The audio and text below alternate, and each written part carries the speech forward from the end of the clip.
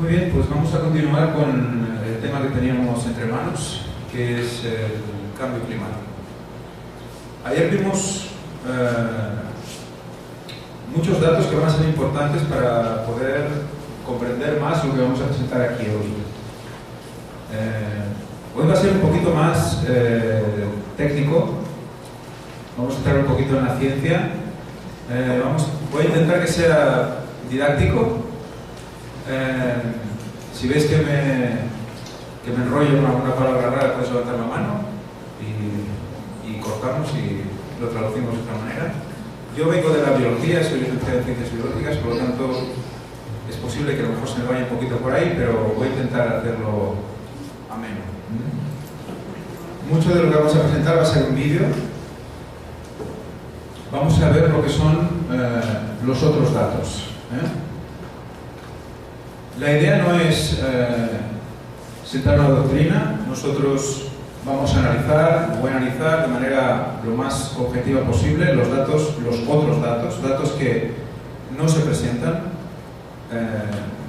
que no están apoyados por la gran mayoría, sobre todo porque no están financiados y porque se enfrentan a graves problemas sociales y laborales, las personas que tienen que presentar estas cosas. También el vídeo que vamos a presentar es un vídeo criticado, muy criticado.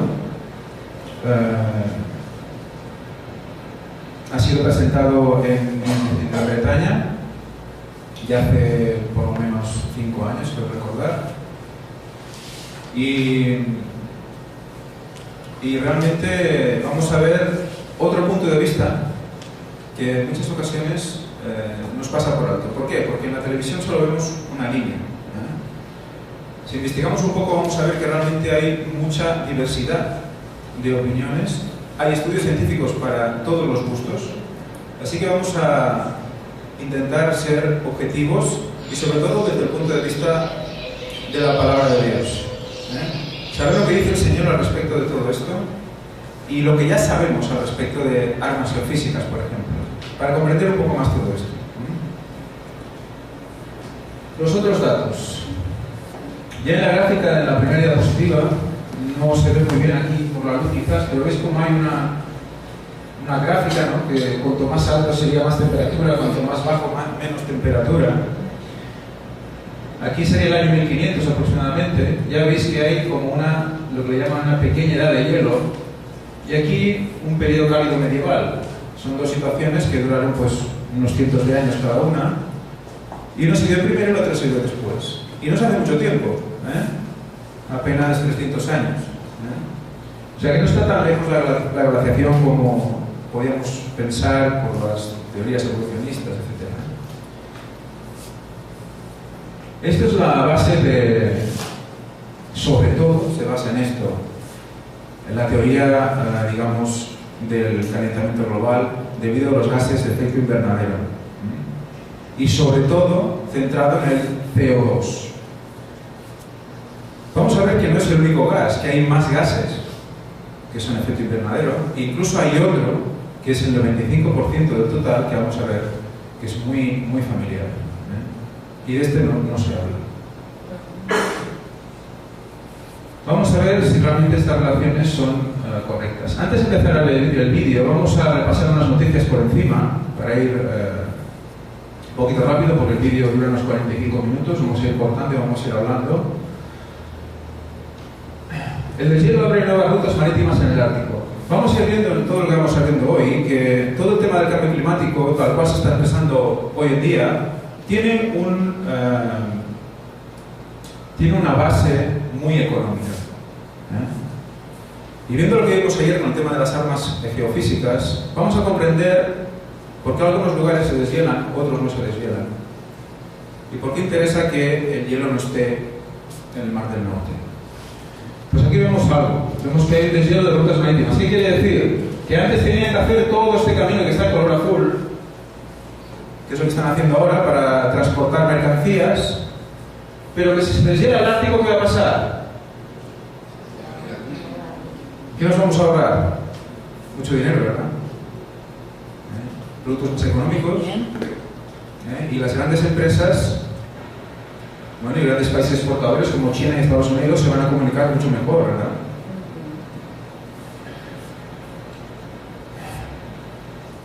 Este es otro artículo que va apoyando en la misma dirección. Y vamos a ver cómo habla del deshielo del Ártico. Quedemos con esto, porque hay un deshielo del Ártico, pero a la vez hay un aumento del hielo en el Antártico, que es el polo opuesto. También intentan explicarlo también esto. Pero lo interesante es que el Ártico interesa un poquito más, de hecho, porque la ruta es mucho más cercana.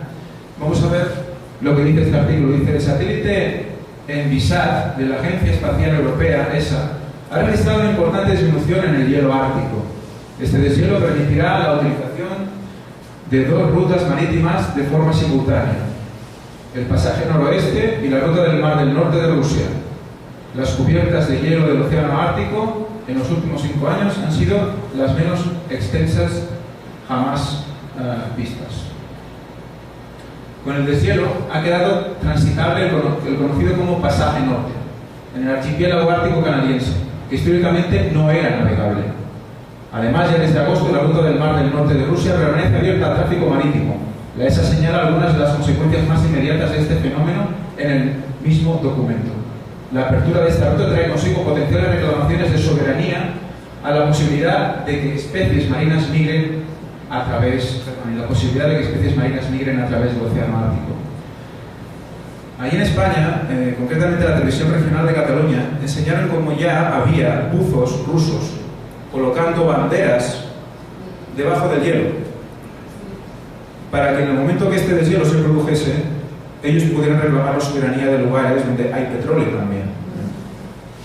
Muy interesante todo esto.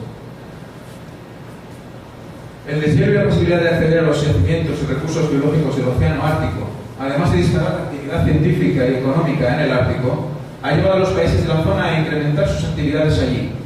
La búsqueda de hidrocarburos tiene como consecuencia el que estos países reafirmen sus posturas por la soberanía sobre los recursos de la plataforma ártica. No solo es la ruta de mercancías, sino también petróleo. Raro, ¿no? Es curioso que se esté hablando del cambio climático por culpa de la generación de CO2 y de hecho se esté aprovechando este deshielo para poder conseguir más petróleo, ¿no? Un poco contradictorio. Durante los 30 últimos años, según la ESA, la cubierta mínima de hielo al final del verano ha pasado de los 8 millones de kilómetros cuadrados en los años 80 a menos de 4,24 millones de kilómetros cuadrados, que marcaron el mínimo en 2007. Quedémonos con 2007. Resulta que en 2007 ha habido una disminución brutal de la capa de hielo ártica. Vamos a ver qué pasa en 2007. La Tierra se enfría hasta 0,75 grados en 2007. Se supone que el hielo se derrite cuando aumenta la temperatura, ¿verdad? Porque justo en 2007 disminuye la temperatura, pero resulta que hay el mayor deshielo de la historia. No cuadra, ¿verdad? Vamos a pasar el artículo para que lo podáis ver desde vuestras casas y lo podéis leer porque realmente es interesante. Dan muchos datos con gráficos, que veis el último año, como hay un descenso importantísimo de la temperatura. Podéis ver diferentes organismos que lo han medido y han coincidido en esta tendencia. Y además podéis ver cómo los gráficos van subiendo y bajando, pero se mantienen en una línea bastante estándar, una línea bastante cómoda. No hay una tendencia muy bestia al aumento. En cambio, sí que en el último año vemos una disminución importante, que de hecho sería una disminución parecida a la ocurrida en años anteriores, ¿verdad?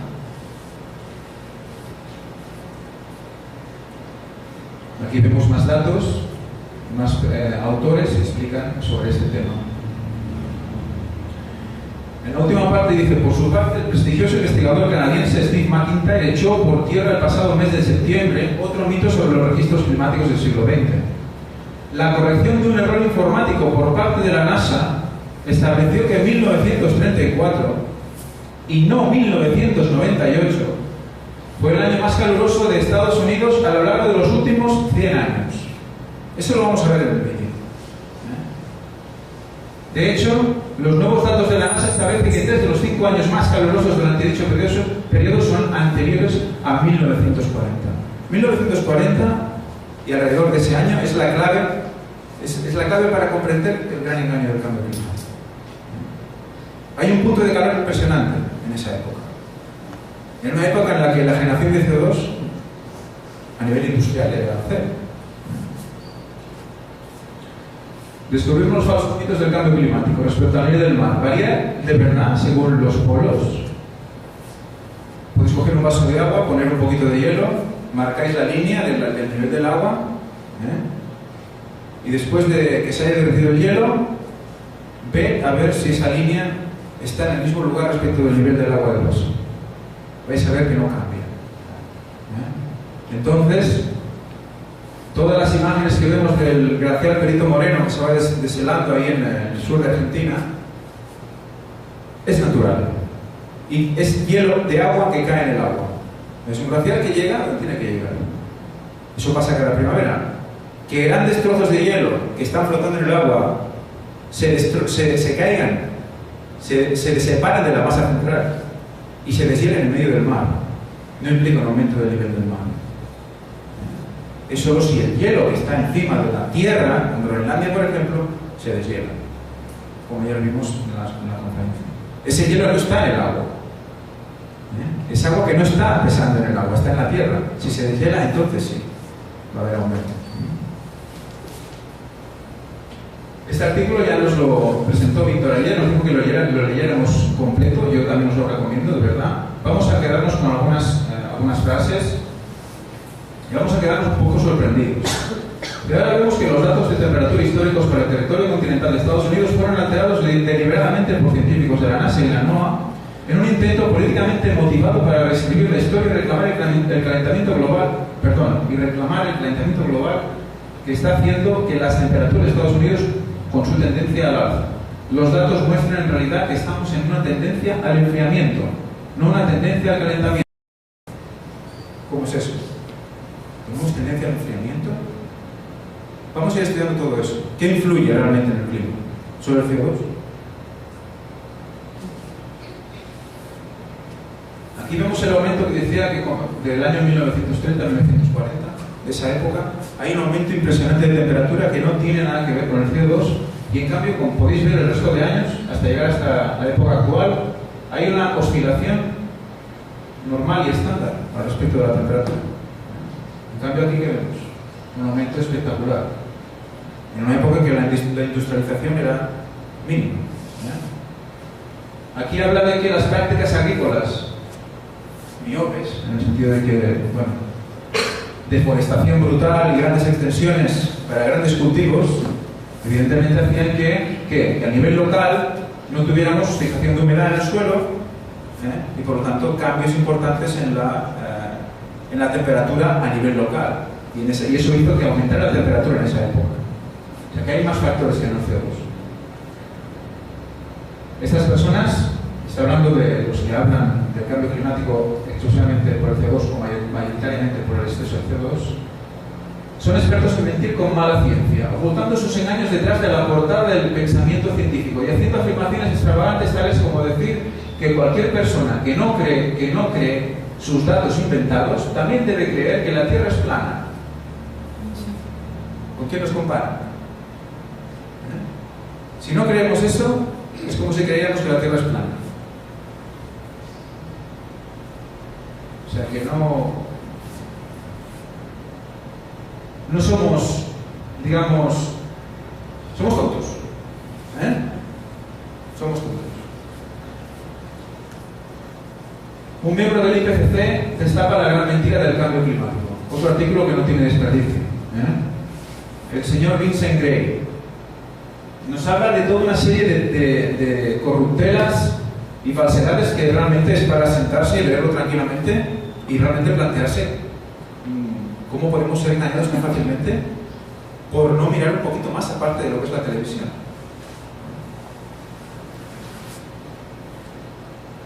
El número de expertos y climatólogos que cuestionan la validez de dicha teoría es cada vez mayor. De hecho, incluso algunos de los miembros que han formado parte del prestigioso IPCC, es el panel internacional para el cambio climático, que además recibe un premio Nobel, denuncia que el trabajo del IPCC es esencialmente corrupto, abogando incluso por su abolición. Es lo que piensa este científico. Habla de la teoría falsa sobre el CO2 también. Él ha estado trabajando y ha visto todo.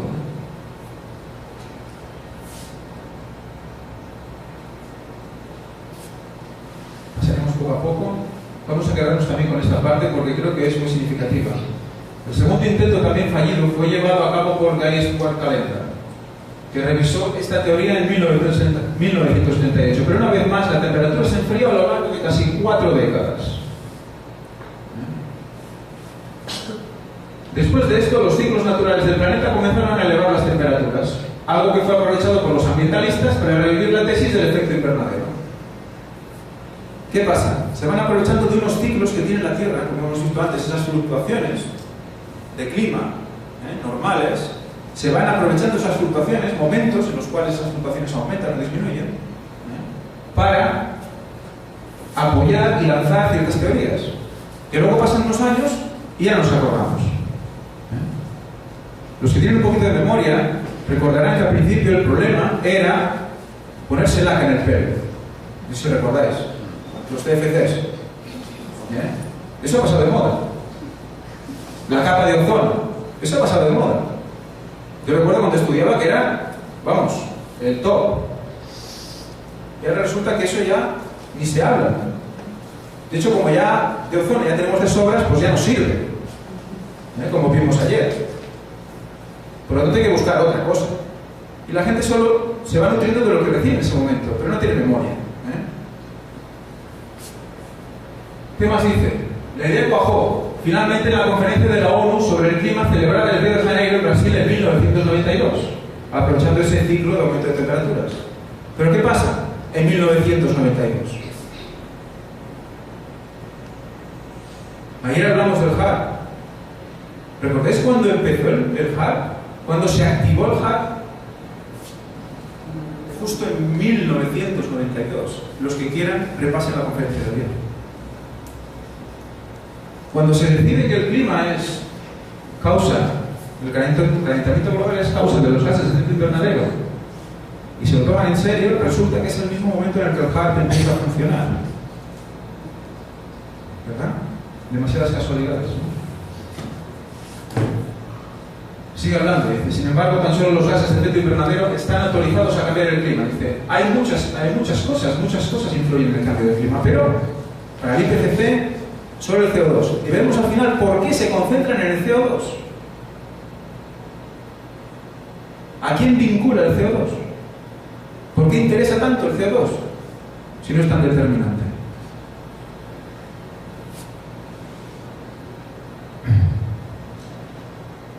Más adelante nos dice y nos expone cómo hay varias partes del documento, de los documentos que se presentan en el IPCC, informes del 95, y va exponiendo zonas que fueron modificadas. Él pudo observar el documento original y vieron que había puntos que fueron modificados deliberadamente e incluso eliminados para que no dieran que pensar. Aquí vemos algunos, sección 8411, sección 8421, modificada, eliminada. La primera dice, no se excluye la posibilidad de que una parte significativa de la tendencia de calentamiento deba ser a factores naturales. No se excluye. Modificado.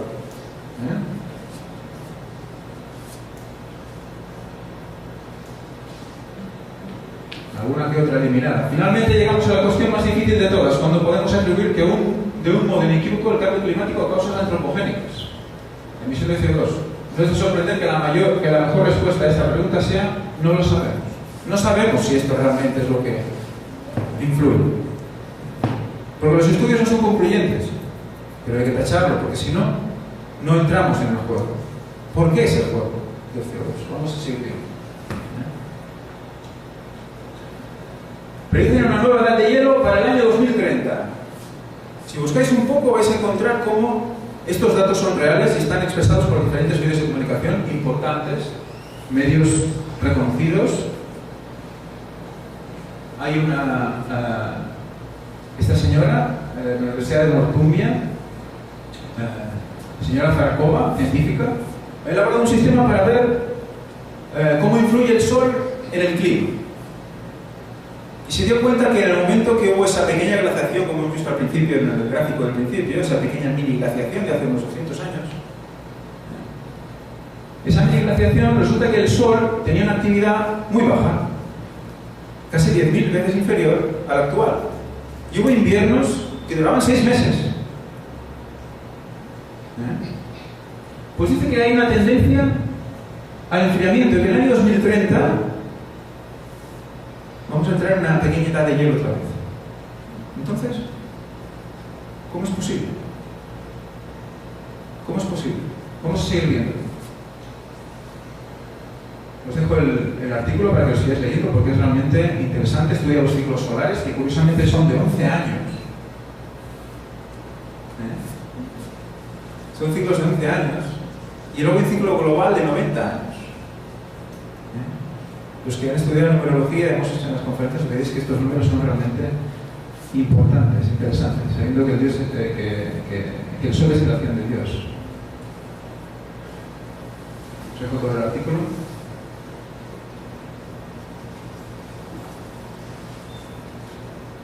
Más adelante, el Sol se queda en blanco. ¿Qué está ocurriendo? Otro artículo basado en los mismos datos de esta científica. Disminuyen las manchas. Cuanto más disminuyen las manchas, menos actividad solar, va a tener que disminuir la temperatura. Vamos a seguir viendo. Y ahora ya sí, que vamos a empezar con el documental. Vamos a ir viendo trocitos de vídeo que vamos a ir comentando. Vamos a ver científicos, se presentan los científicos, se dice quiénes son, dónde trabajaron, y vamos a ver cuál es su opinión al respecto de todo esto. Viendo todo lo que hemos visto ya en las noticias. Que solo por la búsqueda de uno mismo ya vemos que hay cosas que no cuadran. ¿Verdad? ¿Puedo hacer una pregunta? Sí, dígame. El asunto es este, usted está hablando de la estafa, bueno, o sea, está, con todos esos datos que nos han introducido. Sí. La pregunta que me trae a la mente es, sin embargo, la Biblia dice de que el sol va a quemar la tierra. Entonces, me imagino que usted va a hacer una relación para dar como una aclaración, una explicación adecuada con relación a esto. Bueno, la idea, luego si quieres hablamos al final porque se nos va a hacer un poco largo. La idea es exponer los otros datos. Sí, claro. Las conclusiones al final, vamos a ver unas conclusiones sencillas. No entraremos quizás en tantos detalles como comentas tú, pero sí que es bueno que cada uno se haga la reflexión que tú mismo has hecho. ¿De acuerdo? La idea es que cada uno por sí mismo, con la Biblia en mano, pueda luego defender cuando nos acusen o cuando nos digan, cuando nos van a acusar. Vamos a ver que esto es una religión. Lo vamos a ver ahora mismo en el documental. ¿De acuerdo? Vamos a ver el vídeo que hemos llamado. El calentamiento global causado por el hombre ya no es solo una teoría sobre el clima, es uno de los principios morales y políticos de nuestra era. Sus defensores dicen que el debate ha terminado. Cualquier crítica, por muy rigurosamente científica que sea, es ilegítima. O peor aún, peligrosa. Vale, está hablando de un principio moral. ¿Vosotros recordamos algo al respecto de esto? ¿La moralidad tiene que ver con el tiempo final? ¿Tiene algo que ver con el cambio de mentalidad de las personas a la hora de pedir, por ejemplo, la ayuda dominical? ¿Hay alguien más que habla del respecto de la moral en relación con el clima? El clima es cuestión moral, dice el Papa. Recordemos este artículo, seguro que alguna vez lo habéis visto. ¿De acuerdo? Ya estamos viendo cómo el documental pues, no va mal encaminado. ¿De acuerdo? Siguiente. Vídeo sobre la religión. No soy el primero ni el último que dice que todo este negocio del calentamiento global es como una religión, y los que no están de acuerdo son tachados de herejes. Yo soy un hereje. Los productores de este documental son unos herejes. Este concepto es muy importante. Religión, ¿verdad? Los que no son herejes. ¿Qué pasó con los herejes? ¿Qué pasó con los que eran considerados herejes? Los quemaban, ¿verdad? Los torturaban, ¿verdad? Siguiente vídeo. No, perdón, antes de nada. La relación que el Papa hace también con la religión y el clima. Porque, ¿qué nos dice? Tras destacar como signo providencial y de gran importancia que en este encuentro participen exponentes de mundos diversos como religión y política, economía e investigación científica, así como organizaciones internacionales.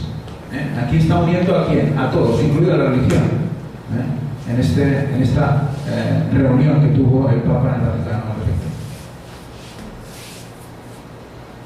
Siguiente vídeo. Esto no cuadra. In 2005, a House of Lords inquiry was set up to examine the scientific evidence of man-made global warming. A leading figure in that inquiry was Lord Lawson of Blaby, who, as Chancellor of the Exchequer in the 1980s, was the first politician to commit government money to global warming research. We had a very, very thorough inquiry, took evidence from a whole lot of people expert in this area and produced a report. What surprised me was to discover how weak and uncertain the science was. In fact, there are more and more thoughtful people, some of them a little bit frightened to come out in the open, but who quietly, privately, and some of them publicly, are saying, hang on, wait a minute, this simply doesn't add up. Esto simplemente no cuadra. Fue una de las primeras personas, este señor, que pidió que se hicieran estudios al respecto desde el gobierno británico para poder valorar la situación. Veremos a mandato de quién, lo veremos más adelante.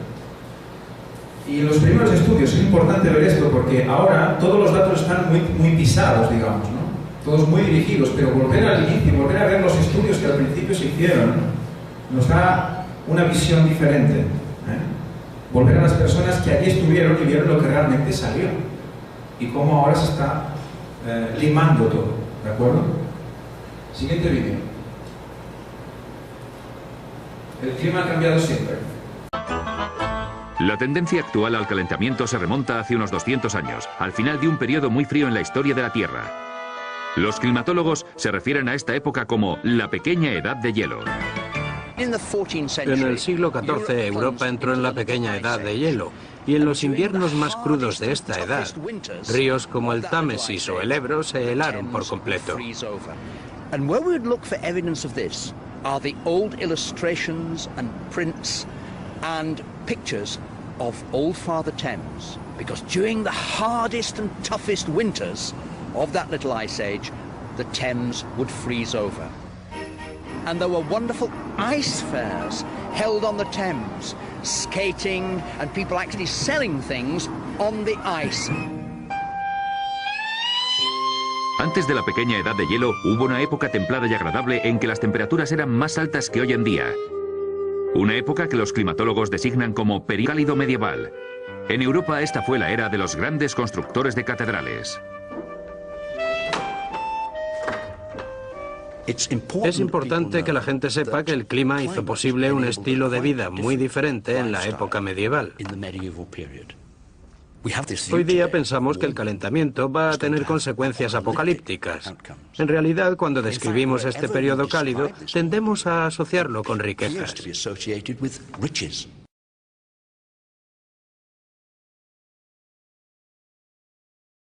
A time when, according to Chaucer, vineyards flourished even in the north of England.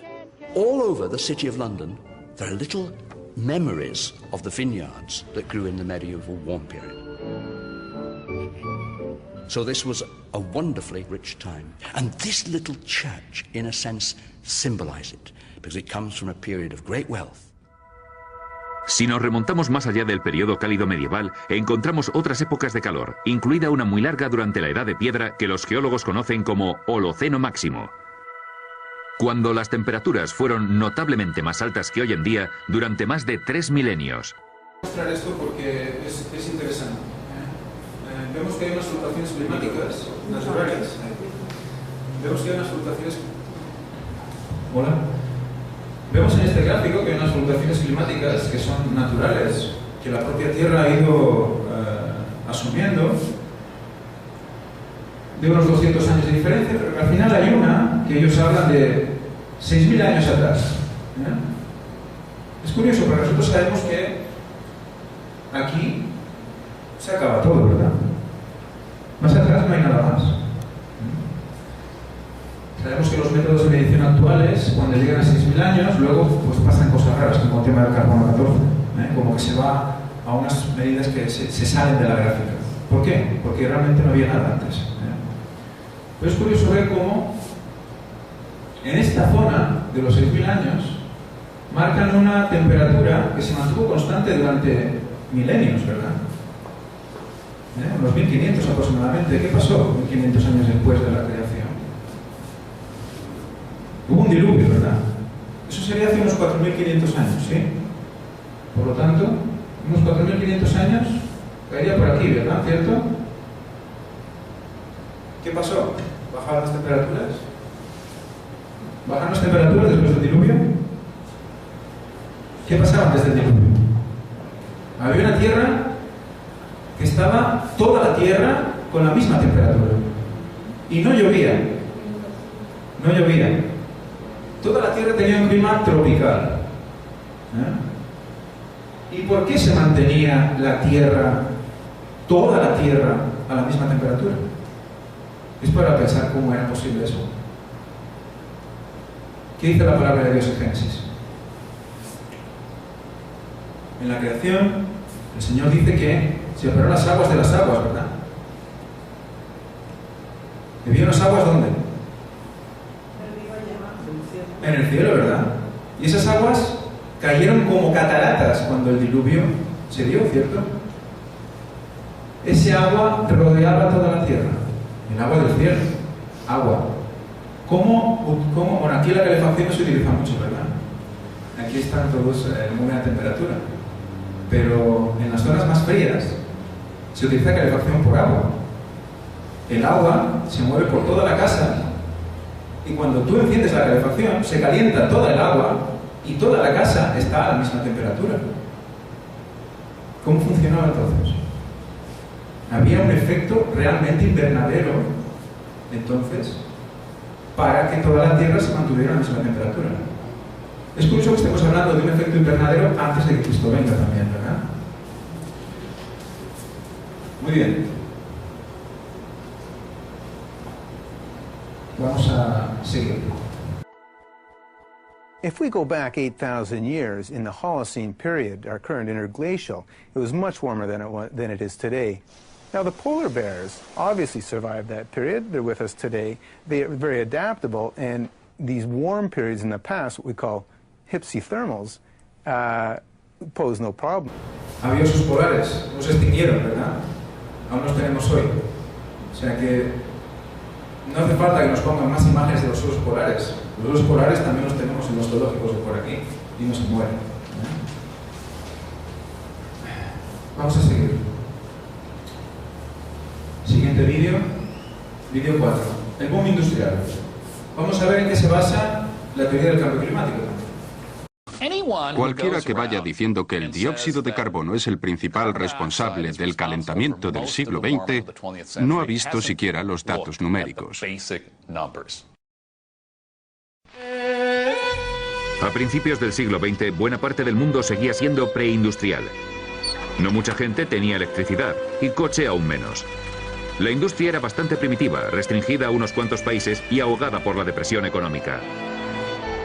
Pero después de la Segunda Guerra Mundial, las cosas cambiaron. Productos como las neveras, las lavadoras, las televisiones y los coches empezaron a fabricarse en masa para el mercado internacional. Los historiadores llaman a esta explosión global de la actividad industrial el boom económico de la posguerra. ¿Qué relación tiene esto con la temperatura? En los últimos 150 años la temperatura del planeta ha crecido más de medio grado Celsius. Pero lo extraño es que la mayor parte de ese aumento tuvo lugar en las primeras décadas del siglo XX, entre 1905 y 1940, cuando la producción industrial era relativamente pequeña. Después de 1940 el mundo se templó. Este es un registro de las temperaturas en el Ártico durante el siglo XX. Durante el boom económico de la posguerra, la temperatura cae en picado. Irónicamente, no vuelve a subir hasta la recesión económica mundial de los 70. El CO2 empezó a crecer exponencialmente a partir de los años 40, justo cuando las temperaturas comenzaron a disminuir, algo que siguieron haciendo hasta 1975. Esto es lo contrario a un ascenso. Si el CO2 aumenta rápidamente pero la temperatura baja, no se puede decir que el CO2 y la temperatura estén relacionados. La temperatura estuvo subiendo significativamente hasta 1940, cuando la producción humana de CO2 era relativamente baja. Pero después, durante la posguerra, cuando las industrias y las economías de todo el mundo comenzaron a desarrollarse y la producción humana de CO2 se disparó, la temperatura global empezó a bajar. En otras palabras, los hechos no se corresponden con la teoría. Just at a time when, after the Second World War, industry was booming, carbon dioxide was increasing, and yet the Earth was getting cooler and starting off scares of a coming ice age, it made absolutely no sense. It still doesn't make sense. Bueno, pues vemos una cosa un poco extraña, ¿verdad? Nos están vendiendo que es la actividad industrial, la actividad moderna la que genera esos aumentos de CO2, de hecho la actividad humana. Esa es la base de todo el tema del CO2, vincularnos al cambio climático. Eligen el CO2 porque nos vincula al clima. Si nosotros generamos CO2, influimos en el clima. Y el clima nos une a todos, porque estamos en una casa común, recordemos el concepto. Siguiente vídeo. La culpa es del CO2 antropogénico. CO2 antropogénico sería el CO2 generado por el hombre. Vamos a ver el vídeo número 5. El CO2 es tan solo una pequeña parte de la atmósfera de la Tierra. De hecho, los cambios en el nivel de CO2 de la atmósfera se miden en décimas por millón. El porcentaje de CO2 entre todos los gases de la atmósfera, el oxígeno, el nitrógeno, el argón, es tan solo de 0,054%. Es una fracción increíblemente pequeña y, por supuesto, después hay que separar la parte que supuestamente el ser humano está añadiendo, que es la fuente de todas las disputas y que es aún más pequeña. El efecto invernadero es solo una parte del sistema climático de la Tierra, y el CO2 es un gas invernadero relativamente insignificante. La atmósfera está formada por una multitud de gases. Un pequeño porcentaje de estos gases se llaman gases invernadero, y de ese pequeño porcentaje, el 95% es vapor de agua. Es el gas invernadero más importante. El vapor de agua es un gas invernadero, sin duda el gas invernadero más importante. Que tanto problema con el CO2 como gas de efecto invernadero clave, y resulta que el vapor de agua, que es el 95% de los gases de efecto invernadero, no se menciona. El vapor de agua. Vamos a ir viendo. Siguiente vídeo.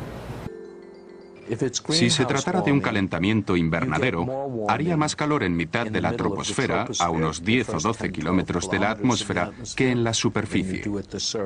Hay buenas razones teóricas que lo explican, y tienen que ver con cómo funciona el efecto invernadero. El efecto invernadero funciona así. El Sol emite calor a la Tierra. Si no fuera por los gases invernadero, esta radiación solar rebotaría hacia el espacio, dejando el planeta frío e inhabitable. Los gases invernadero retienen el calor en la troposfera terrestre, a unos kilómetros de la superficie. Y es aquí, según los modelos climáticos, donde las temperaturas deberían ser más altas, si son los gases invernadero los que causan el calentamiento. Un científico que se ha dedicado a medir la temperatura de la atmósfera terrestre es el profesor John Christie. En 1991 fue galardonado con la Medalla al Descubrimiento Científico Excepcional otorgada por la NASA, y en 1996 recibió un premio especial de la Sociedad Meteorológica Americana por sus avances fundamentales en nuestro seguimiento del clima. También fue un importante colaborador del Panel Intergubernamental del Cambio Climático, o IPCC. Hay dos sistemas que los científicos como el profesor Christie usan para medir la temperatura de la atmósfera: los satélites y los globos sonda. Lo que llevamos observando continuamente es que en casi todo el planeta, la mayor parte de la atmósfera no se está calentando tanto como la superficie. Y eso nos rompe los esquemas, porque la teoría al respecto está muy clara. Y la teoría dice que si la superficie se calienta, la atmósfera debería calentarse aún más deprisa. Pero el aumento de la temperatura en esa zona no es muy significativo y no se corresponde para nada con la teoría sobre la que los modelos climáticos se están basando en este momento. Así, de hecho, parece que las temperaturas en la superficie son ligeramente más altas que en la atmósfera. Esta es una gran diferencia. Así que podríamos decir que la hipótesis del calentamiento global causado por el hombre no tiene validez ante las pruebas.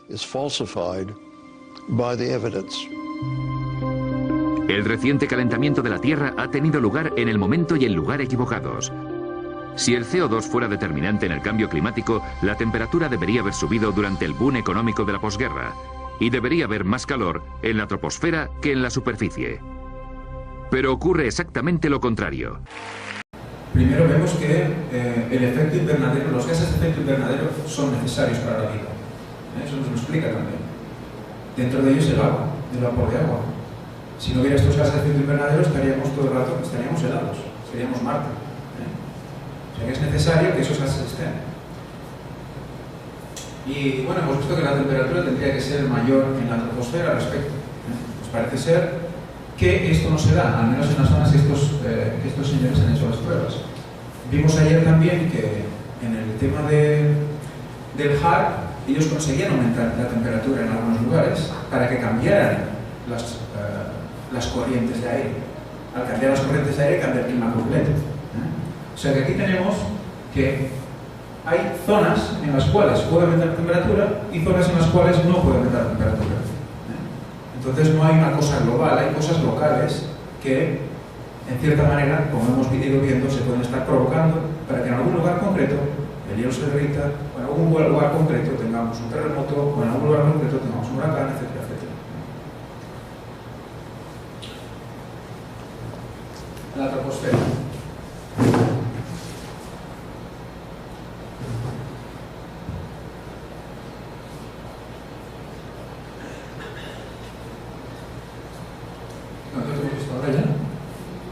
¿Quizás? Sí, yo lo he hecho, lo he cambiado. Vamos al vídeo número 7, perdón. CO2 en relación con la temperatura. Vamos a ver si realmente cuando aumenta el CO2 aumenta la temperatura, porque esa es la base de todo lo que se está explicando hoy en día para explicar el calentamiento global. The first ice core survey took place in Vostok in the Antarctic. What it found, as Al Gore correctly points out, was a clear correlation between carbon dioxide and temperature.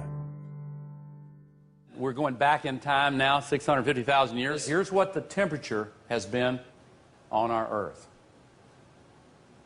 Now, one thing that kind of jumps out at you is, did they ever fit together? Most ridiculous thing I've ever heard.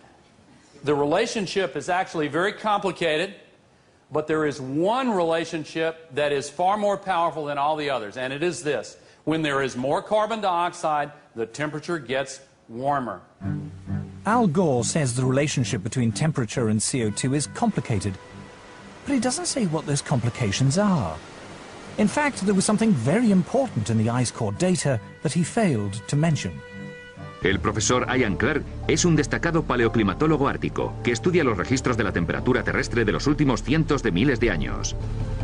El profesor Clark y otros han descubierto un vínculo entre el dióxido de carbono y la temperatura, pero esta relación es opuesta.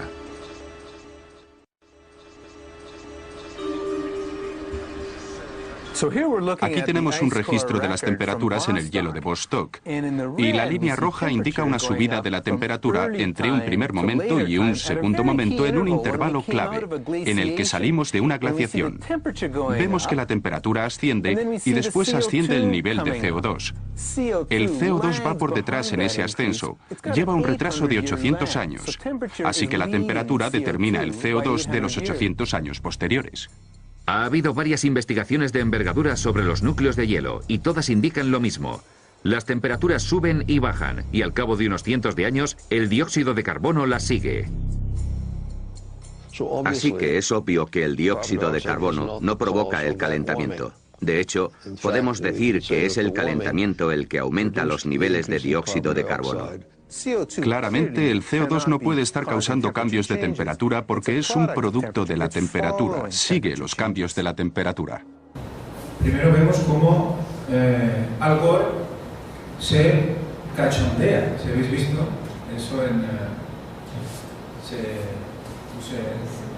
se burla, ¿no? Se mofa de aquellos que no ven la correlación, ¿no?, del CO2 con la temperatura, como veis los comentarios que hacen, se ríe, hace bromas, ¿no? Parece mentira que van juntos, dice, qué tontería lo estoy diciendo, jaja, ¿no?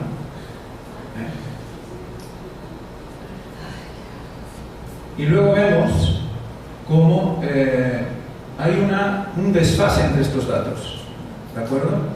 Vemos cómo el aumento de temperatura no es provocado por el CO2, sino a la inversa. Entonces esto nos lleva a un punto de complejidad que Al Gore dijo es complicado, pero es que nos lleva a un punto de complejidad brutal, porque ¿a qué aumento de temperatura corresponde el aumento de CO2 que se está midiendo? ¿Al aumento de temperatura actual? No. Será un aumento de temperatura que se produjo, vete a saber cuándo, ¿no? Entonces hay una tendencia natural de aumento del CO2 y disminución en función de la temperatura. ¿De acuerdo?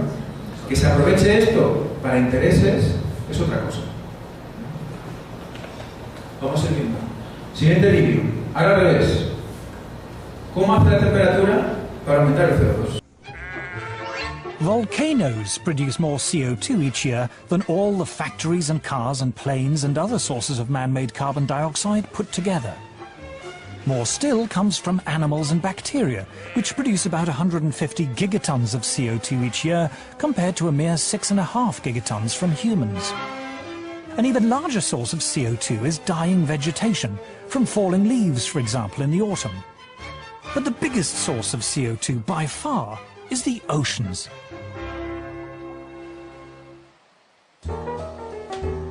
Carl Wunsch is Professor of Oceanography at MIT.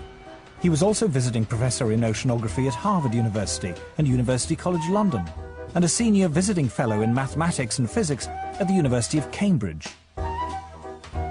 He is the author of 4 major textbooks on oceanography. Los océanos emiten unas 80 gigatoneladas de dióxido de carbono a la atmósfera cada año, frente a las 7 gigatoneladas que emitimos los humanos. Pero la cantidad de CO2 que liberan los océanos depende de la temperatura. Cualquier niño de primaria sabe por su libro de ciencias que la atmósfera y los océanos intercambian dióxido de carbono.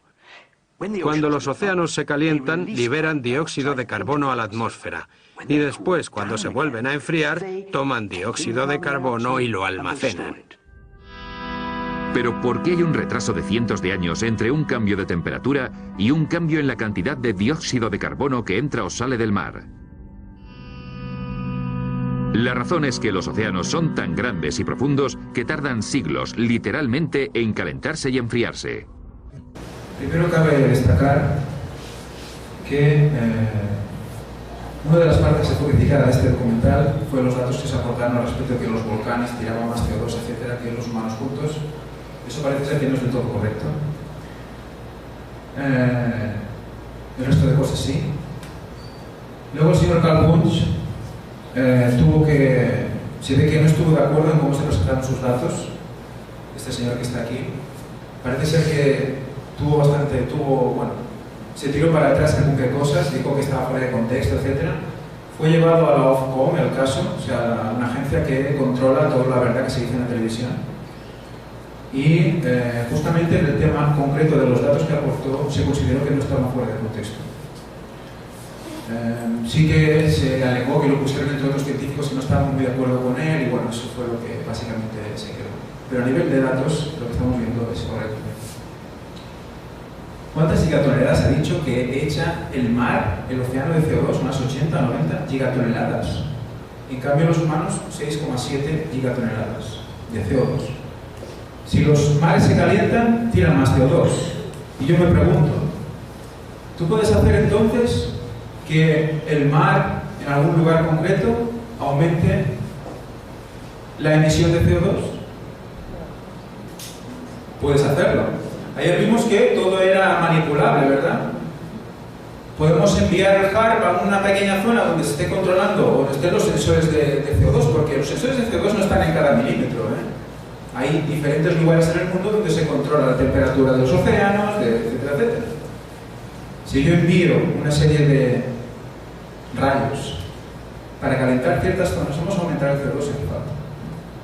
O sea que todo es extremadamente complicado, extremadamente frágil, ¿eh? Y muy manipulable. Vamos a ver otro factor que nadie nos explica, y ya lo hemos visto antes en las noticias al principio, ¿no? Cómo el Sol se enfría. O al menos parece ser que nos vamos a una tendencia a menos actividad solar. Vamos a ver el vídeo número 9 al respecto. ¿Qué nos explica?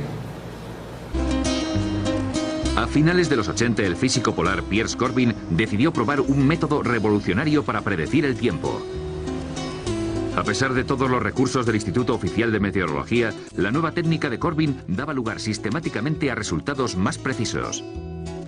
Fue alabado por la prensa internacional como el superhombre del tiempo, y el secreto de su éxito estaba en el Sol. Nuestra técnica solar para predecir el tiempo tiene su origen en el estudio de las manchas solares y en nuestro afán por saber cuándo aparecerían. Fue entonces cuando me di cuenta de que era mucho más interesante usar el Sol para predecir el tiempo. Hoy día sabemos que las manchas solares son poderosos campos magnéticos que aparecen en momentos de gran actividad solar. Pero hace cientos de años, antes de que esto se comprendiera correctamente, astrónomos de todo el mundo solían contar las manchas porque creían que cuantas más hubiera, más calor haría.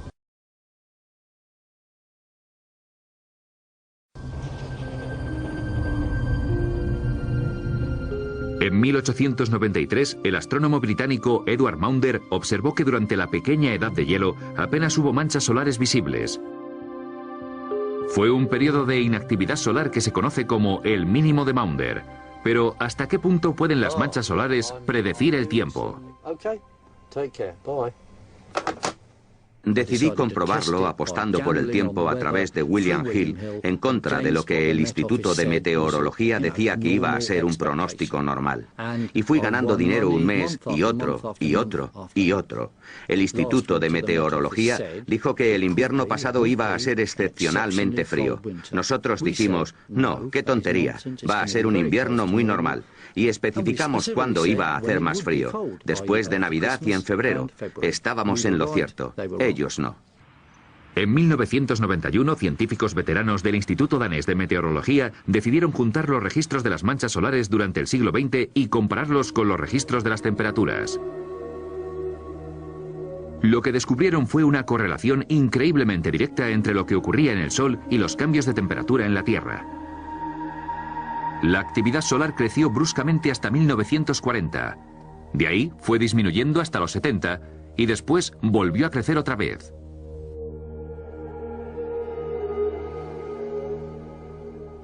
Cuando observamos esta correlación entre la temperatura y la actividad solar o los ciclos de las manchas solares, la gente nos dijo, bueno, podría ser una coincidencia. Así que, ¿cómo demostramos que no era una coincidencia? Bueno, es obvio que había que demostrarlo a mayor escala y en diferentes momentos temporales, así que viajamos atrás en el tiempo. El profesor Fritz Christiansen y sus colegas estudiaron los registros astronómicos de los últimos 400 años para comparar la actividad solar con las variaciones de temperatura. Y una vez más, se encontraron con que las variaciones en la actividad solar estaban íntimamente ligadas a los cambios de temperatura en la Tierra. Al parecer era el Sol, no el dióxido de carbono ni ningún otro factor, el que provocaba cambios en el clima. El Sol afecta a la Tierra directamente cuando nos manda calor. Pero los científicos han llegado a la conclusión de que el Sol también nos afecta indirectamente regulando la formación de nubes. Clouds have a powerful cooling effect, but how are they formed? In the early 20th century, scientists discovered that the Earth was constantly being bombarded by subatomic particles. These particles, which they called cosmic rays, originated, it was believed, from exploding supernovae far beyond our solar system. When the particles coming down meet water vapor rising up from the sea, they form water droplets and make clouds. But when the sun is more active and the solar wind is strong, fewer particles get through and fewer clouds are formed. Just how powerful this effect was became clear only recently, when an astrophysicist, Professor Nir Shaviv, decided to compare his own record of cloud-forming cosmic rays with the temperature record created by a geologist, Professor Jan Weitzer, going back 600 million years. What they found was that when cosmic rays went up, the temperature went down. When cosmic rays went down, the temperature went up. Clouds and the Earth's climate were very closely linked. To see how close, you just flip the lines.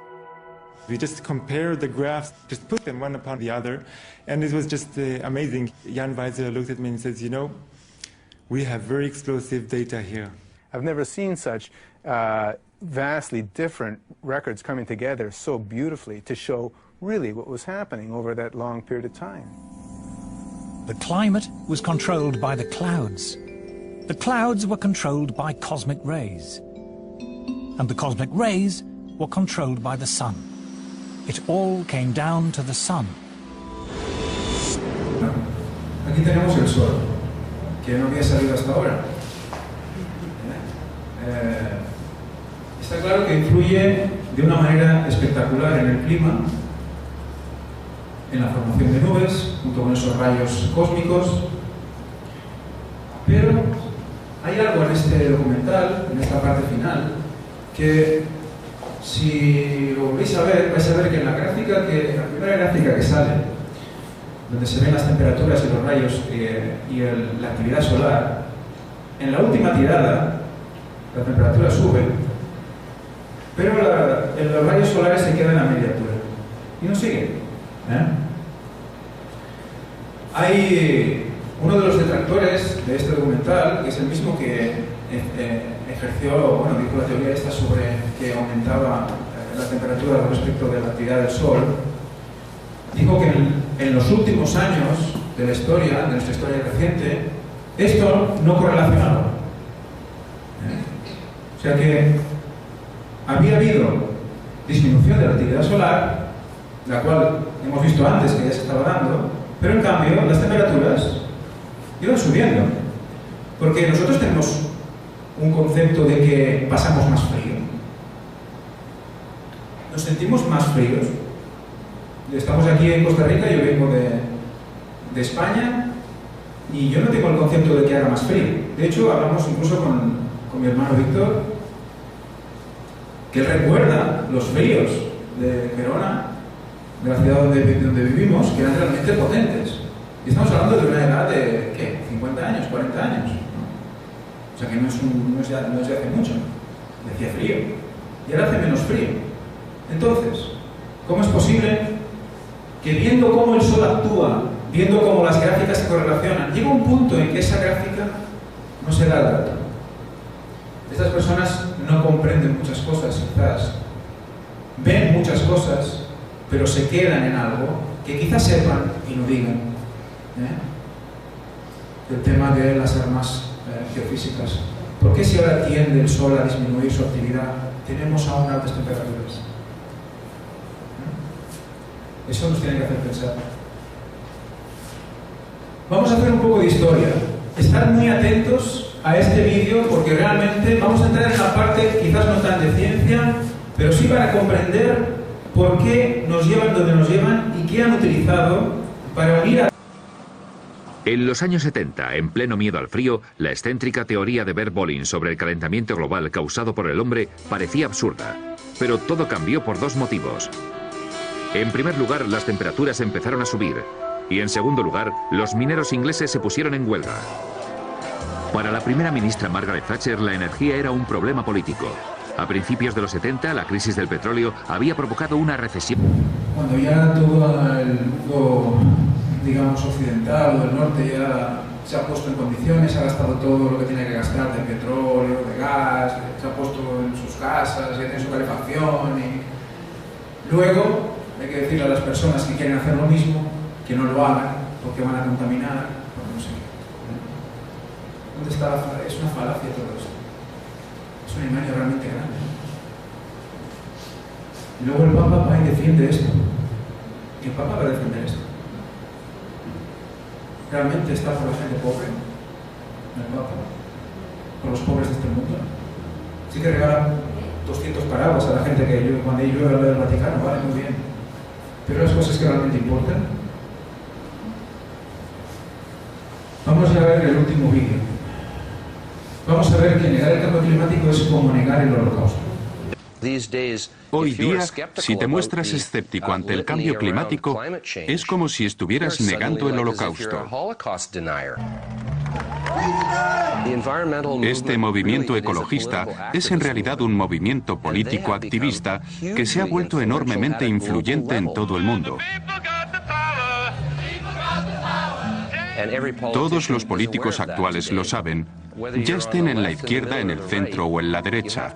Deben pagar tributo al medio ambiente. Royal Society les dijo: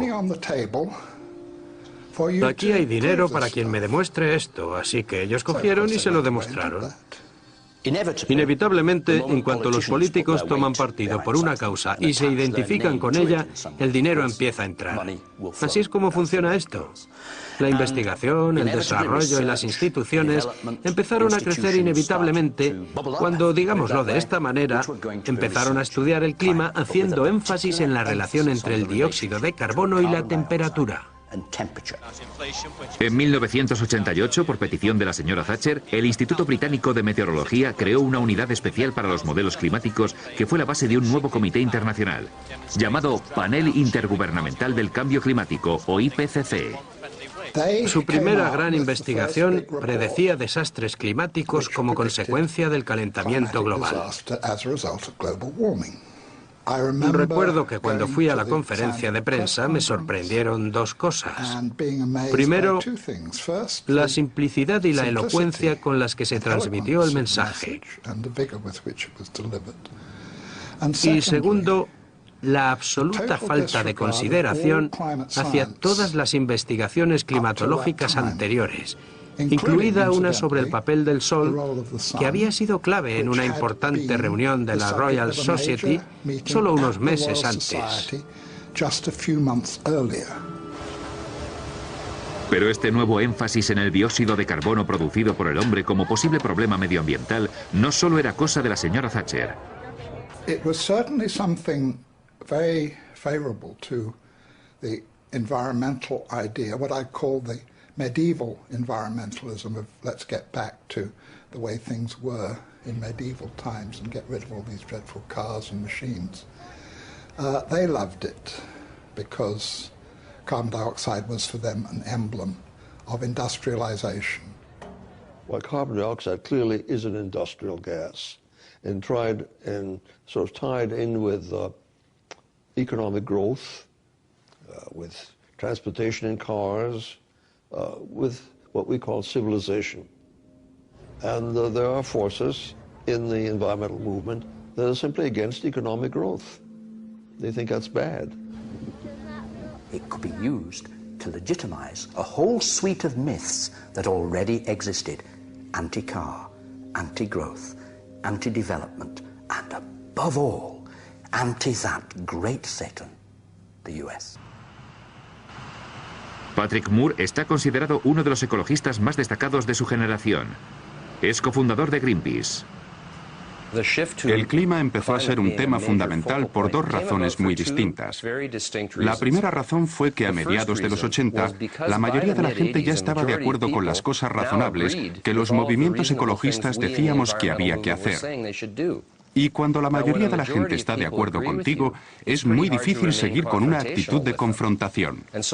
Así que la única manera de seguir siendo antisistema era adoptando posturas cada vez más extremas. Cuando dejé Greenpeace, estaban en mitad de una campaña para prohibir el cloro en todo el mundo. Yo les dije, chicos, es un elemento de la tabla periódica. Y, en fin, no sé si está en nuestra jurisdicción el prohibir todo un elemento. La otra razón de ser del extremismo ecologista fue que el comunismo mundial fracasó. El muro cayó y un montón de pacifistas y activistas políticos se pasaron al ecologismo, trayendo consigo sus teorías neomarxistas. Aprendieron a utilizar el lenguaje verde de forma muy inteligente para encubrir unas agendas que tenían más que ver con el anticapitalismo y la antiglobalización que con la ecología o la ciencia. Los que quedaban estaban algo desorientados por el fracaso manifiesto del socialismo y aún más del comunismo tal como se llevó a cabo.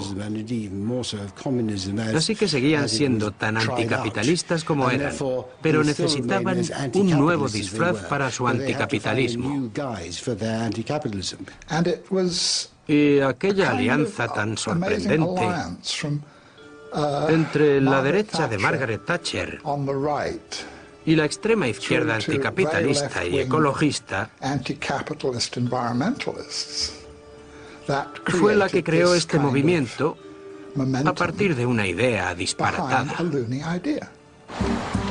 Bueno, no sé cómo se ha quedado el cuerpo, pero hemos visto, creo que un resumen muy interesante de cómo empezó este tema a unir políticamente al mundo. Margaret Thatcher empieza a tener problemas con los sindicatos mineros, empieza a tener problemas con la importación de petróleo, con los productores. ¿Qué hace? Quiere promover la energía nuclear. ¿Qué le interesa? Que el CO2 sea malo, porque la energía nuclear solo emite vapor de agua, justamente el vapor de agua, que es el 95% de los gases de efecto invernadero. No tiene sentido. Pero bueno, empieza por ahí. Además es la fundadora y pone la base para lo que luego va a ser el IPCC, el Panel Internacional para el Cambio Climático, el cual hemos visto aquí científicos poniéndolo patas arriba. O sea que un paso importantísimo a partir de Margaret Thatcher. Pero luego vemos que por el otro lado hay el comunismo, que una vez cae el muro, por cierto, ¿quién fue el que promovió y a través del cual el muro de Berlín cayó? El telón de acero cayó por la influencia impresionante de Juan Pablo II. Entonces, viendo cómo nos comenta, vosotros recordáis, cualquier partido que sea verde, ¿qué es? Anticapitalista. De hecho, lo que están diciendo aquí lo podemos comprobar hoy en día. Pues resulta que desde el principio el Vaticano ha puesto mano para que el ecologismo surgiera. Fijaros desde dónde se está moviendo ya todo esto.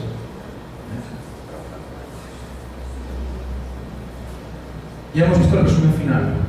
Tanto la derecha extrema como la izquierda extrema con este tema van de la mano. Intereses diferentes, quizás, pero van de la mano. Por lo tanto, todo el mundo, todos los partidos políticos tienen que rendir cuentas al ecologismo para poder sobrevivir. ¿Y a quién votan? ¿Y quién vota a los partidos políticos? Las personas, ¿verdad? Vamos viendo cómo el CO2 vincula el clima con las personas. Es que si no ejerces tu derecho a voto en según qué países, te detienen. O sea que vamos a ver cómo esto nos pone en una situación realmente compleja. Aquellos que seamos herejes, ¿cómo vamos a sobrevivir? Vamos a ver y a seguir el rastro del dinero. Y vamos a ver cómo va a haber una coincidencia también muy interesante con otro tema que hemos hablado ya en las conferencias. Antes de Bush padre, creo que la asignación para las ciencias relacionadas con el clima era de unos 170 millones de dólares al año, que es razonable para un ámbito de esas características. Y esa cifra se multiplicó hasta los 2.000 millones al año, más de 10 veces lo que era. Eso cambió muchas cosas. Dio lugar a nuevos puestos de trabajo y atrajo a gente que, de no ser por eso, nunca se hubieran metido en ese campo. Así llegó muchísima gente cuyo único interés por el clima era el calentamiento global.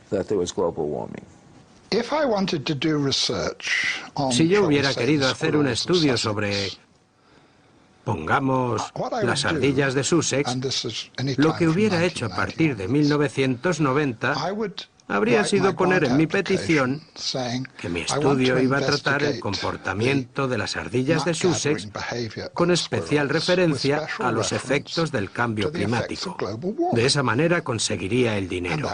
Y si no mencionara el calentamiento global, quizás no me darían la subvención. There's really no question in my mind that the large amounts of money that have been fed into this particular, rather small area of science have distorted the overall scientific effort. Todos competimos por las subvenciones. Y si mi campo es el centro de atención, tendré muchos menos problemas en explicar por qué me tienen que subvencionar. ¿Cuánto aumentan las inversiones en estudios a favor de demostrar que el CO2 es el promotor del cambio climático global? ¿Quién presidía Estados Unidos? Bush padre. ¿Quién fue el primero que oficialmente expuso las palabras nuevo orden mundial? Bush padre. ¿Veis cómo todo cuadra? Todo cuadra. El nuevo orden mundial se basa en el cambio climático. Hay más cosas, evidentemente, pero eso desde el principio ha sido la agenda del Vaticano. Desde el principio. Y recordemos, 1990 estaba hablando, en el 92 es cuando HARP empieza su actividad. ¿Vemos cómo todo va cuadrando en el tiempo? Siguiente vídeo. El clima se entiende por un conjunto de parámetros. Si nos olvidamos de todas las influencias externas y valoramos lo que vamos viendo, los datos que nos han ido recogiendo en los últimos cientos de años, llegamos a conclusiones. Vamos a ver esto. Vídeo número 1. Si no has comprendido el sistema climático, si no has analizado todos sus componentes, los rayos cósmicos, los rayos solares, el CO2, el vapor de agua y las nubes, todo junto, entonces tu modelo no vale nada. He trabajado con gente que hace modelos, los he hecho yo mismo, y con solo cambiar un par de parámetros matemáticos se puede obtener cualquier cosa. Se pueden hacer modelos más cálidos y más fríos según lo que se cambie. Since all the models assume that man-made CO2 causes warming, one obvious way to produce a more impressive forecast is to increase the amount of imagined man-made CO2 going into the atmosphere. We put an increase in carbon dioxide in them that is 1% per year. It's been 0.49% per year for the last 10 years, 0.42 for the 10 years before that, and 0.43 for the 10 years before that. So the models have twice as much greenhouse warming radiation going in them as is known to be happening. It shouldn't shock you that they predict more warming than is occurring. Bueno, vemos cómo, en resumen, hay varios factores que influyen en el clima. Varios factores que pueden influir en un cambio de clima, no solo el CO2. Expansión de la contracción del hielo polar. Expansión de la contracción del hielo polar, eso es interesante, porque es lo que realmente nos venden en la televisión. Las imágenes son siempre de lo mismo, de la contracción del hielo polar que, como hemos dicho, flotaba en el agua. El profesor Shun-Ichi Akasofu es director del Centro Internacional de Investigaciones Árticas en Alaska, el organismo que mejor estudia el clima ártico.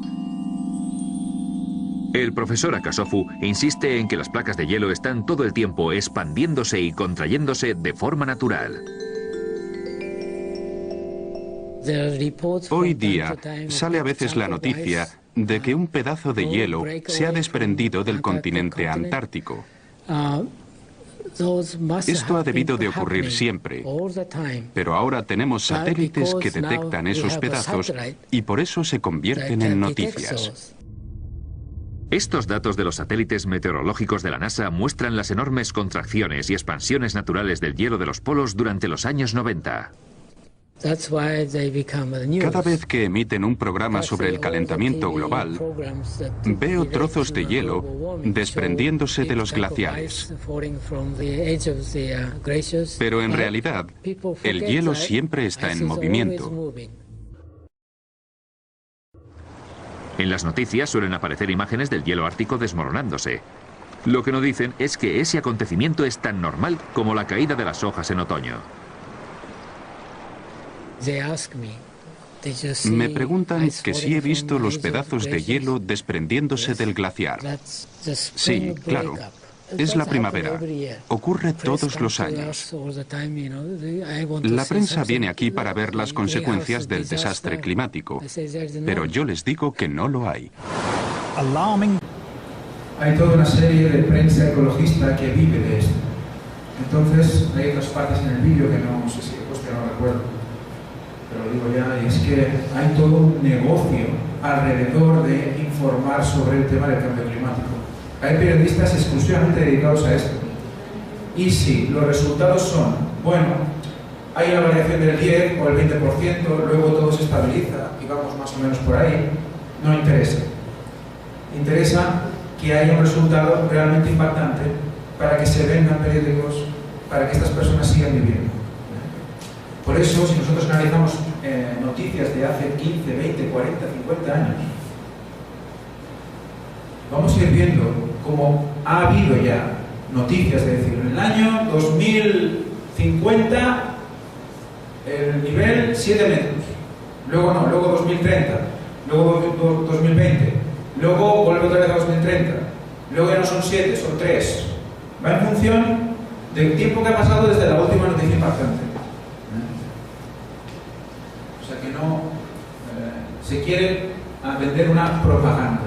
Esto básicamente es propaganda. Tenemos que ver que todo es más complejo que no solo CO2. De hecho, es más sencillo de entender para la gente de a pie. Un factor, un parámetro, CO2, culpables, ya está. No hace falta analizar más cosas, no hace falta leer más, no hace falta buscar más. Ya lo tenemos todo hecho. Y así a eso viene el Papa aquí. Relacionar el CO2 con las personas y con Dios. Y con cuidar la tierra. Pues recordemos, ¿no?, que dice el versículo, ¿no?, que Dios destruirá a los que destruyen la tierra. Entonces todos nosotros vamos a morir, porque somos los causantes. Fijaros cómo la Biblia se puede coger, girar y hacernos culpables de todo. ¿Y quién es el que nos acusa a nosotros? ¿Quién es el gran acusador? Satanás. ¿De dónde viene todo esto entonces? Sí. ¿Es corto? ¿Lo que quieres preguntar? Solo quería preguntarle entonces, basándonos en cómo entonces la tierra va a ser destruida entonces por ellos o de una forma natural o por la intervención. Hay cosas que van a ser realmente espectaculares que van a pasar. Una cosa es lo que nos venden, la teoría que nos venden y todo lo que nos quieren hacer creer para que nosotros nos impliquemos en el cambio climático. Y ellos van a hacer que pasen cosas aún más espectaculares, y de hecho en la palabra de Dios ya salen grandes terremotos, grandes granizos, como las olas se comerán a las ciudades, etcétera, etcétera. Lo que ellos dicen va a pasar. O sea, nosotros vamos a ver que eso es cierto. Pero claro, los que no conocen la palabra de Dios van a creer que lo que dicen ellos es cierto y que por lo que dicen ellos pasa todo lo que pasa. Pero nosotros sabemos que no es así. Que Dios ya sabía que iba a pasar eso. Y nos avisa. Y Satanás, Dios sabe los planes de Satanás, evidentemente. Y nos prepara. Va a pasar esto. Y también dice la palabra de Dios que todas las artimañas de Satanás serán descubiertas. Por lo tanto, vamos a saber qué debemos de creer y qué no debemos de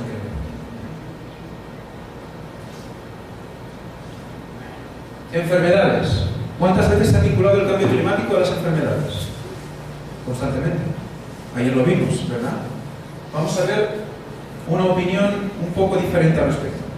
También se ha dicho que incluso un ligero aumento de temperatura podría llevar al norte enfermedades que transmiten los mosquitos tropicales, como la malaria. Pero, ¿Es esto cierto? El profesor Paul Reiter, del Instituto Pasteur en París, está reconocido como uno de los expertos mundiales más importantes en malaria y otras enfermedades tropicales. Es miembro del Comité Asesor de la Organización Mundial de la Salud. Fue presidente del Comité Americano de Entomología Médica y un importante colaborador en sección médica de la Evaluación Nacional Americana sobre las posibles consecuencias de un cambio climático.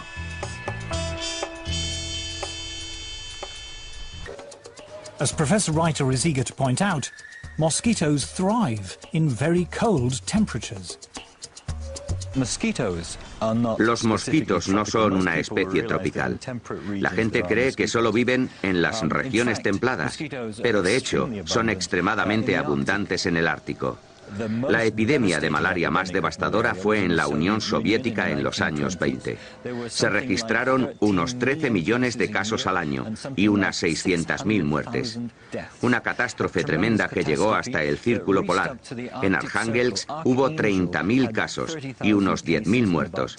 Así que no es una enfermedad tropical. Pero estos del calentamiento global se han inventado que la malaria se expandirá hacia el norte. Climate scare stories cannot be blamed solely on sloppy or biased journalism. Los informes oficiales del Panel Intergubernamental del Cambio Climático suelen ser muy alarmantes, pero ¿son de confianza? On the spread of malaria, the IPCC warns us that mosquito species that transmit malaria do not usually survive where the mean winter temperature drops below 16 to 18 degrees Celsius. According to Professor Reiter, this is clearly untrue.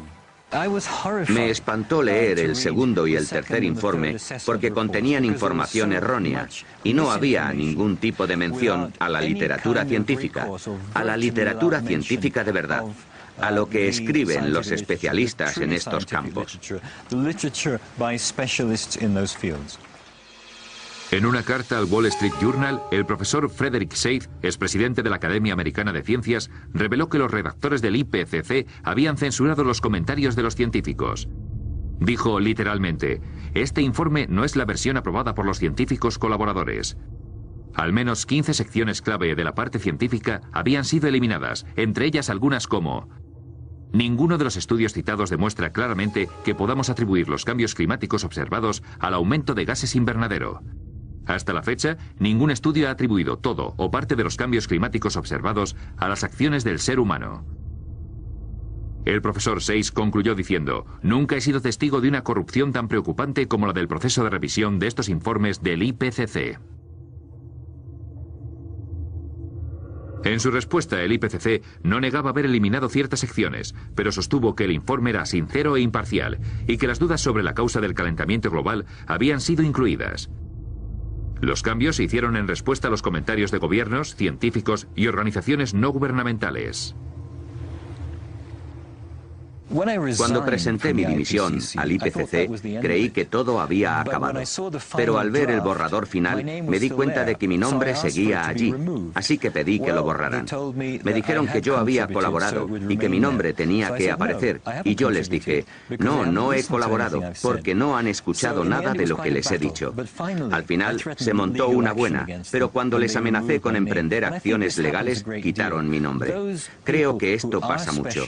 Aquellos especialistas que no están de acuerdo con las conclusiones y dimiten, y yo conozco a unos cuantos, simplemente figuran en la lista de colaboradores y se vuelven parte de estos 2.500 científicos de élite. Muy bien. ¿Habrá enfermedades y pestes en el tiempo final? Sí, ¿verdad? ¿Por qué? ¿Por el cambio climático? Nos van a vender que sí. Nos van a vender que sí. Cuando ya en situaciones normales de temperatura, los mosquitos pueden estar en el Ártico, pueden estar en Rusia, pero ¿qué pasa? ¿Esto qué genera? Genera miedo en la gente. Cambio climático, nuevas enfermedades que vienen del sur, que vienen de zonas tropicales y van a venir al mundo civilizado, algunos dicen, ¿no? O al primer mundo. Primero que se está discriminando a las personas. Y luego vamos a ver por qué hay mundos primeros y segundos y terceros también. Fijaros, están hablando y están poniendo temor a las personas que viven en el norte, porque son los que tienen la mayor parte del dinero y el poder que mueve el mundo. Fijaros, es muy interesante. Vamos a hablar de los países en vías de desarrollo también. ¿Por qué? ¿Qué tiene que ver eso con el cambio climático? Vamos a ver. Si le preguntas a un campesino que te explique el desarrollo, te dirá, sabré que he subido de nivel cuando tenga electricidad. La falta de electricidad conlleva una cantidad increíble de problemas, porque lo primero que se echa en falta es la luz. Y la gente tiene que acostarse antes. En fin, que si no hay luz, no puedes seguir despierto, porque no puedes hacer nada a oscuras. Sin dispositivos de refrigeración no se puede almacenar la comida. Las hogueras caseras producen demasiado humo y gastan demasiado como para calentar la choza. No hay agua caliente. Nosotros, los occidentales, no podemos imaginar lo dura que es la vida sin electricidad. La esperanza de vida en estos países es terriblemente corta. Se han empobrecido de todas las maneras posibles.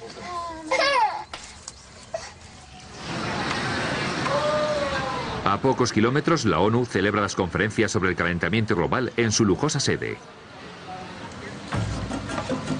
En la tienda de regalos se venden souvenirs hechos por las tribus mientras los delegados hablan sobre cómo promover métodos sostenibles de obtención de electricidad. África tiene carbón y África tiene petróleo, pero los grupos ecologistas están en contra de estas fuentes baratas de energía. Dicen que África y el resto del mundo deberían utilizar la energía solar y la eólica. The question would be how many people in Europe, how many people in the United States are already using that kind of energy and how cheap is it? You see? Si ya es cara para los europeos y para los americanos, ¿cómo vamos a utilizarla los africanos? No tiene sentido. Los países ricos pueden permitirse experimentar con otras fuentes de energía, pero nosotros aún estamos en plena lucha por la supervivencia. Para el ex-ecologista Paul Driesen, la idea de que la gente más pobre del mundo deba utilizar las energías más caras y menos rentables es el aspecto moral más repugnante de la campaña contra el calentamiento global. Vamos a dejar algo perfectamente claro. Si le decimos al tercer mundo que solo puede utilizar la energía eólica y la solar, lo que realmente le estamos diciendo es que no puede tener electricidad. El desafío al que nos enfrentamos cuando hablamos con los ecologistas occidentales, que dicen que debemos utilizar paneles solares y energía eólica, es cómo podemos industrializar África. Porque no sé cómo un panel solar va a poner en marcha toda una industria siderúrgica. Con paneles solares podríamos impulsar algún tren de cercanías.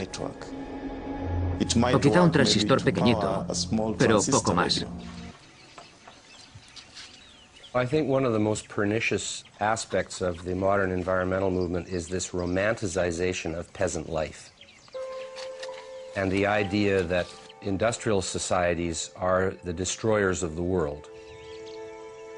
One clear thing that emerges from the whole environmental debate is the point that there's somebody keen to kill the African dream, and the African dream is to develop. Los movimientos ecologistas han pasado a ser la forma más eficaz de evitar que los países del tercer mundo se desarrollen. Nos dicen, no toquéis vuestros recursos, no toquéis vuestro petróleo, no toquéis vuestro carbón. Es un suicidio. Creo que tengo derecho a llamarles inhumanos. En fin, no tienen por qué pensar que los humanos somos mejores que las ballenas o que los búhos o lo que sea, ¿no? Pero creo que no es buena idea tratar a los humanos como si fueran escoria. Si les parece bien que cientos de millones se queden ciegos o mueran o lo que sea, yo no puedo respaldarles. Deben pagar tributo al medio ambiente. Y negar el medio ambiente es como negar el holocausto. Por eso te vas a la cárcel. Eres racista y te vas a la cárcel. Lo está diciendo el cofundador de Greenpeace. Este hombre ha estado dentro, ha visto todo. Y salió. Porque no hay equilibrio. No hay equilibrio, hay una misión. Muy bien. Por último, una noticia que me gustó porque un poco define o resume lo que hemos ido viendo. Dice, cuando los científicos predicen una glaciación dentro de 15 años, a la vez que apuntan al calentamiento global. Este autor intenta cuadrar el círculo. Y si vais leyendo, al final, bueno, presenta todo lo que hemos presentado aquí, los mínimos de Maunder, como aquella época de glaciación, pequeña glaciación que hubo, etcétera, etcétera. No niega que ha aumentado más la temperatura ahora, sabe que el sol ahora está disminuyendo, y al final, pues llega pues, a una conclusión. Dice, de hecho, parte del negacionismo se basa en evidencias como el periodo cálido medieval para tratar de desmontar el cambio climático. Argumenta que la Tierra se calienta y se enfría en diferentes momentos a lo largo de su historia y que el que vivimos ahora no es excepcional, sino semejante al que ya se vivió en la Edad Media. Esto es lo que defienden los autores del documental, pero se quedan ahí. Dicen que todo es natural, pero niegan datos, niegan últimos datos. ¿Por qué? Porque esos datos no entran dentro de esa línea que están argumentando. Bueno, la verdad, en mi opinión, está mostrando realmente cómo funciona el clima, pero hay algo que no dicen o se les escapa. Es el tema de las armas físicas. Cosas raras que están pasando. Como hemos visto, pasa por alto que las temperaturas ahora van a ser más altas y que no están relacionadas con factores como los volcanes o el sol. Fijaros que ayer vimos también que había una predicción. El quinquenio más cálido de la historia viene. Y resulta que estamos en pleno enfriamiento del sol. Y ya lo saben que va a haber un aumento de la temperatura. Cuando también saben que en condiciones naturales no tendría que estar. ¿Quién lo va a hacer?